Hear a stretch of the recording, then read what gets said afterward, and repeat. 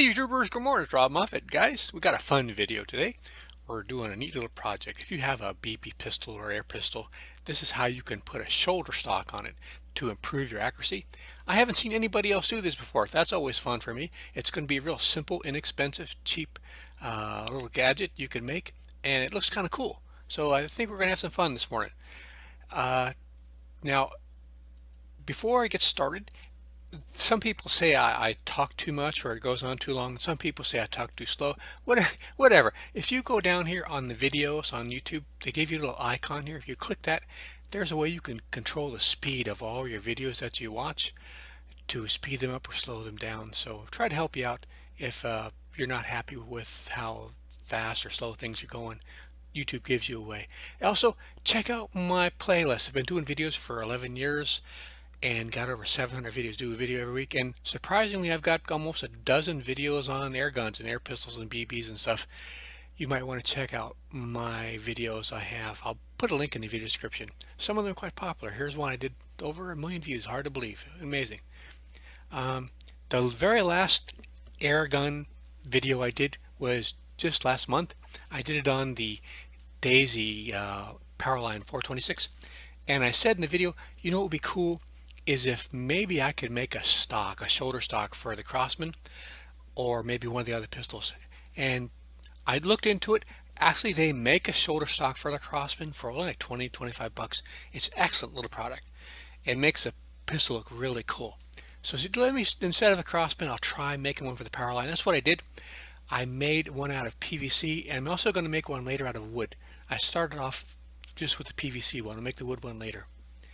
And so here's how to make it. You need to get a pistol.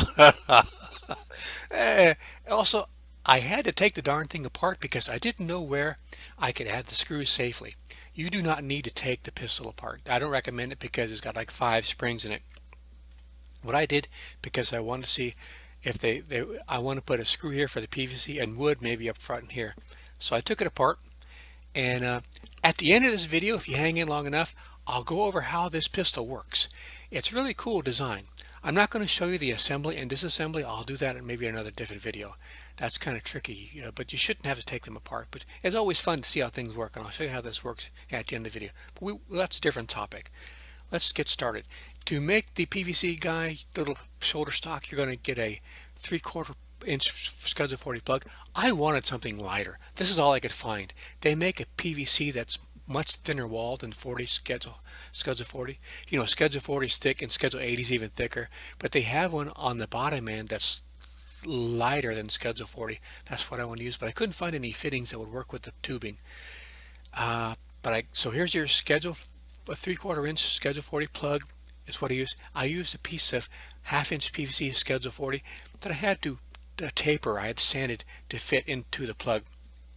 Now, to attach the plug to your pistol, you're going to need what I used was a 1/8 of an inch pop toggle. It's something to use in drywall and paneling and so on. If you've never used it before, what you do is you drill a hole big enough for the plug to go through, and then once you start putting the screw in, it expands out and keeps the plug from being pulled back through. They work pretty good. Here's a close-up of the package. Now this little yellow thing you don't need. I shouldn't have included it in the photo. That's to help the assembly in some cases, like for drywall. I just use a screwdriver to help get it in. Now on the end of the piece of tubing I used a T, which worked out fine. I used an old manual drill. I wanted to go really slow, and put a hole in the plug. Use a 1/4 inch drill bit, and now this is the toggle. I cross out the washer because you don't need it. This is big enough. I didn't realize this is really big. You're going to need a hole big enough for this to go through, and that's almost big enough for the head of this screw to pop through the hole. So it's good to have like a washer thing on the end here. I didn't realize it, so that's why the washer was there. I didn't need it. Now to drill the hole in your pistol, you want to go slow so you can brush off all those little pieces of plastic. You really don't want to get plastic inside your pistol, you could gum something up or cause something to malfunction. Now, to put the plug in, you just get a screwdriver or something and push the little legs down into the hole, and I use a big metal heavy rod to push the plastic down through the hole, and then through the hole into the pistol. Now once you do that, you add the screw and screw it in tight, and that's going to expand and keep this from coming out. It's going to be very solid. But because the pistol is round on the end, it's going to wobble just a bit, and I'll show you how to fix that. Now this is with the pistol and the plug attached. Now we're adding the PVC tubing, the Schedule 40 piece of tubing here, but we had to taper at the end with sanding because it won't fit in unless you do that. Now I used a heat gun to make the bend. This is a heat gun I got at the Harbor Freight store. It's a very inexpensive gun. I've used it a lot. I recommend it. It only costs like 10 or 12 bucks. And here's the sander I used. I tried using hand sanding for a while, but it took too long. Now the PVC pipe, it's critical that you get it at the correct length. For 14 inches, right about the sweet spot. It's right about the right length. You can hold the pistol up to your eye, and the shoulder stock will fit in your shoulder right up against your cheek, and it's right the right length. It's not too long, not too short. And this bend, I guess it's about 20 degrees. I did it by eye. I didn't go by any number. I just bent it to where I thought it was looking good for me. And here's some more angles. You can see what it looks like. This is a very simple, very quick little project, very inexpensive. The PVC, you can get a pipe for like $2. This is like 89 cents. The toggle, there's 6 of them in a bag. They cost $1.25. So I painted it. I didn't have any spray paint like acrylic, so I just used the liquid latex. I used a primer, and then I used the good old Rust-Oleum semi-gloss black. I had to sand the primers a bit, and it took like 4 coats, but this dries extremely quick. And when you're done, it kind of looks like this. This is the wire I was telling you about. That's a wire I got from the dollar store. It's for hanging pictures. You just put it in really tight. That'll keep this from wobbling in just a tiny bit because it's not flat. With this wire, it keeps it from moving, and it works out fine. Oh, by the way, you could also remove the pipe from the plug, and then you could put a cap over the plug and use this plug to store BBs if you wanted to. If you got tired of using the shoulder stock, you could. I like the way it stands up on its own with the shoulder stock. It's kind of cool. So this is a very quick project, inexpensive, and it's kind of cool. You could probably do this with a lot of pistols out there that are air guns. You couldn't use it with a real pistol. Or maybe you could on the side. You could do something. I'm going to be making another stock out of wood, and I'll be attaching on the side. We'll see how that comes out. So there it is. You can sight in pretty good over the top, and this goes against your cheek and your shoulder. It makes it really stable. I'm using my other hand to use the camera. This is a selfie. But yeah, it makes it extremely stable, and it looks kind of cool. So that's the project for today, guys. The Daisy Powerline 426 shoulder stock made out of PVC, and it made a smile come to my face. It was really simple little gadget. So don't forget to check out my playlist. I've got surprisingly close to a dozen videos now on air guns, because this is an air gun.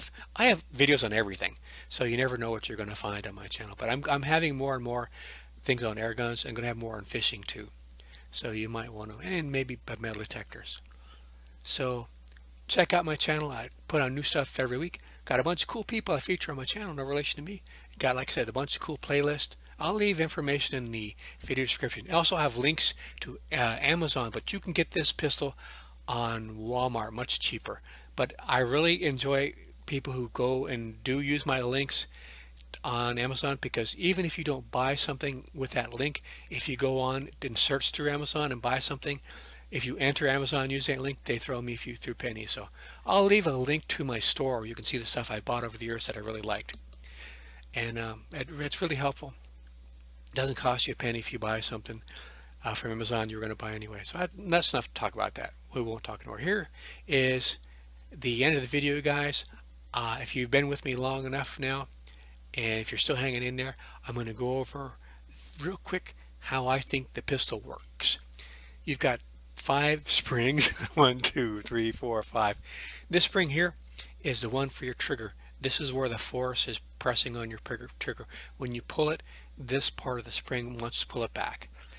So also, this is the hole for your safety.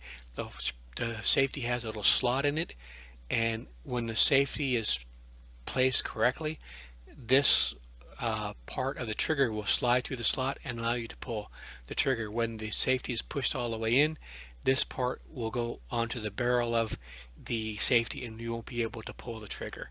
That's how the safety works.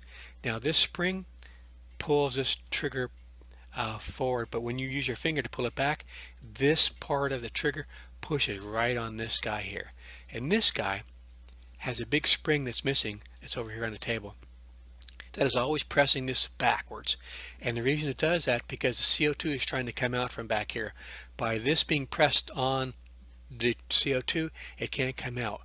When you push this forward, when it goes far enough, this spring here pushes a BB down this tube and pops in, and just a fraction of an inch more, the CO2 comes bursting out, and another fraction, this slides off of this, and then that spring pushes it back and shuts it. So that's kind of how it works. It's a very simple, cool design. I like it, but it's tricky as all get out to put back together. I'm going to have to make a video for you guys to show you how you do it, because there's like 5 ways to do it wrong and 1 way to do it right, and I think I went through all 5 ways to put it back wrong. That's my gift. I know how to do that. So guys, hope you like this video. That's the end of it. If you're still here, it's been a pleasure. I put out new stuff all the time.